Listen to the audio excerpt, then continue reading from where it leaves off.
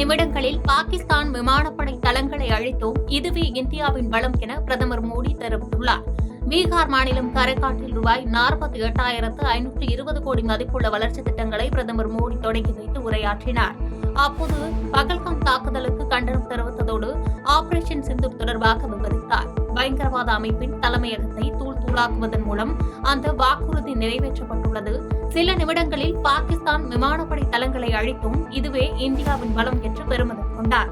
மேலும் ஆபரேஷன் சிந்தூர் தொடரும், பயங்கரவாதம் மீண்டும் தலை தூக்க முயற்சிக்கும் போதெல்லாம் ஆபரேஷன் சிந்தூர் தொடரும் என்று எச்சரிக்கை விடுத்தார்.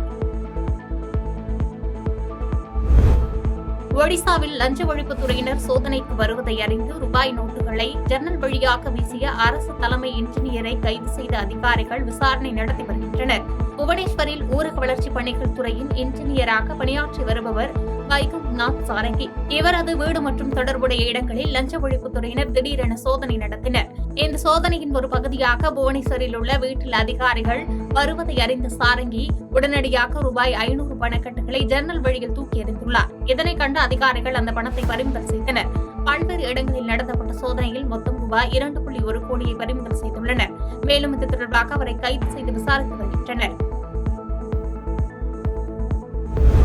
ஆபரேஷன் சிந்தூர் நடவடிக்கையில் இந்திய கடற்படையும் இணைந்து இருந்தால் பாகிஸ்தான் 4 நாடுகளாக இருந்திருக்கும் என மத்திய பாதுகாப்புத்துறை அமைச்சர் ராஜ்நாத் சிங் கூறியுள்ளார். விமானம் தாங்கி போர்க்கப்பலான INS விக்ராந்தில் கடற்படை அதிகாரிகள் மத்தியில் மத்திய பாதுகாப்பு அமைச்சர் ராஜ்நாத் சிங் உரையாற்றினார். அப்போது பயங்கரவாதத்திற்கு தொடர்ந்து ஆதரவு அளித்து வரும் பாகிஸ்தானை எச்சரிப்பதாகவும், பயங்கரவாதிகளாக அறிவிக்கப்பட்ட மசூத் அசார் மற்றும் ஹபீஸ் சயீத்தை இந்தியாவிடம் ஒப்படைக்க வேண்டும் என்று வலியுறுத்தினார். மேலும் பாகிஸ்தான் மண்ணில் செயல்படும் பயங்கரவாதிகளை அவர்களை அழிப்பது அந்நாட்டிற்கு நல்லது என்று எச்சரிக்கை விடுத்தார். மேலும் ஆபரேஷன் சிந்தூரில் இந்திய கடற்படை களமிறங்கி இருந்தால் பாகிஸ்தான் 2 அல்ல 4 நாடுகளாக இருந்திருக்கும் என்று நினைப்பதாக கருத்து கூறினார். அமெரிக்க அரசின் செயல்திறன் மேம்பாட்டுத்துறை தலைவராக எலான் மஸ்கின் கடைசி வேலை நாள் என்று அதிபர் டொனால்டு டிரம்ப் தெரிவித்துள்ளார். அமெரிக்க அரசின் செயல்திறன் மேம்பாட்டுத்துறை தலைவராக 130 நாட்கள் மட்டுமே பொறுப்பு வகிக்க ஒப்புக்கொண்டிருந்த மஸ்கின் பதவிக்காலம் இன்றுடன் நிறைவடைகிறது.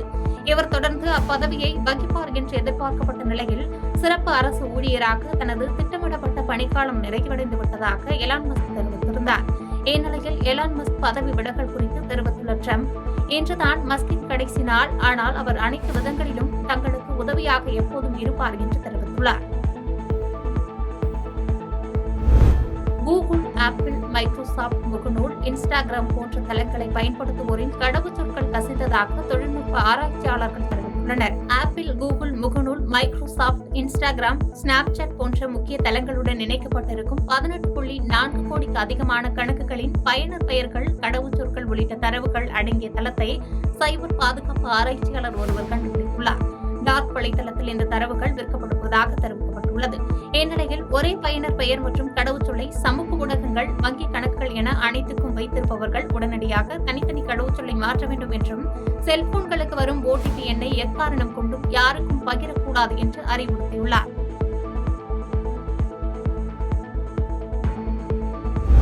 பாகிஸ்தான் மீதான தாக்குதலின் ஆயுதமான ஆபரேஷன் சிந்தூர் இன்னும் முடியவில்லை என்று பிரதமர் மோடி எச்சரிக்கை விடுத்துள்ளார். மேற்கு வங்க மாநிலத்தில் நடைபெற்ற பாஜக பொதுக்குழு கூட்டத்தில் கலந்து கொண்டு உரையாற்றிய பிரதமர் மோடி 140 கோடி இந்தியர்களின் சார்பாக ஆபரேஷன் சிந்தூர் இன்னும் முடியவில்லை என்று அறிவிப்பதாக கூறினார். பயங்கரவாதத்தை இந்தியா ஒருபோதும் சகித்துக் கொள்ளாது.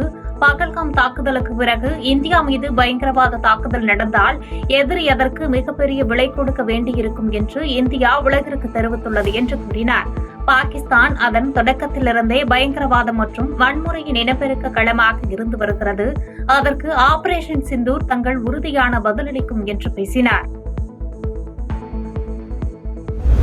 செவ்வாய் கிரகம் அருகே உள்ள விண்கல்லிலிருந்து மாதிரிகளை சேகரிக்க சீனா விண்கலம் அனுப்பியது. விண்கல்லிலிருந்து மாதிரிகளை பூமிக்கு எடுத்து வர தியான்வென் 2 என்ற விண்கலம் விண்ணில் செலுத்தப்பட்டது.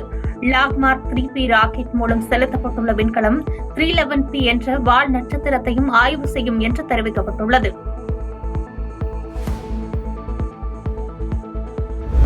பஞ்சாபில் பட்டாசு தொழிற்சாலையில் ஏற்பட்ட வெடிவிபத்தில் 5 பேர் உடல் கருகி உயிரிழந்த சம்பவம் சோகத்தை ஏற்படுத்தியுள்ளது. பஞ்சாபின் ஸ்ரீ முக்சர் சாகிப் மாவட்டத்தில் பட்டாசு தொழிற்சாலை ஒன்று செயல்பட்டு வருகிறது.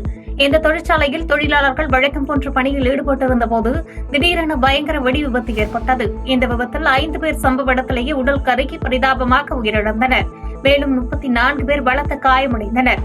இவர்கள் சிகிச்சைக்காக மருத்துவமனையில் அனுமதிக்கப்பட்டுள்ளனர். கேரளாவில் பெய்து வரும் கனமழைக்கு இதுவரை 7 பேர் உயிரிழந்துள்ளனர்.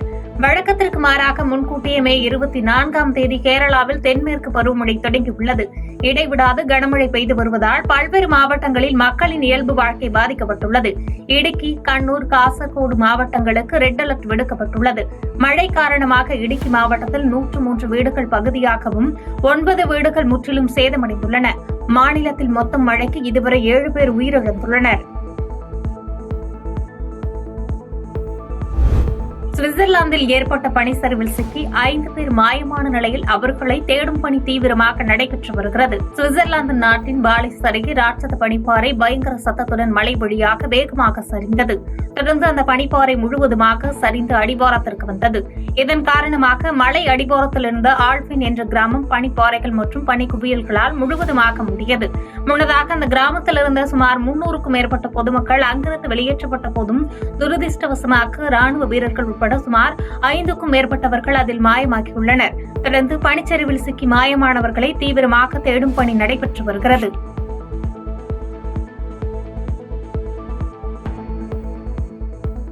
செய்திகளை உடனுக்குடன் தெரிந்து கொள்ள கீழ்கண்ட கேபிள் மற்றும் டிடிஎச் நெட்வொர்க்குகளில் எம்நாடு செய்தி தொலைக்காட்சியை காணுங்கள். பாதகம் செய்பவரை கண்டால் நாம் பயம் கொள்ளலாகாது பாப்பா. மோதி மிதித்துவிடு பாப்பா, அவர் முகத்தில் உமிழ்ந்துவிடு பாப்பா. அண்மை செய்திகளை உடனுக்குடன் தெரிந்து கொள்ள இணைந்திருங்கள் எம்நாடு தொலைக்காட்சியுடன்.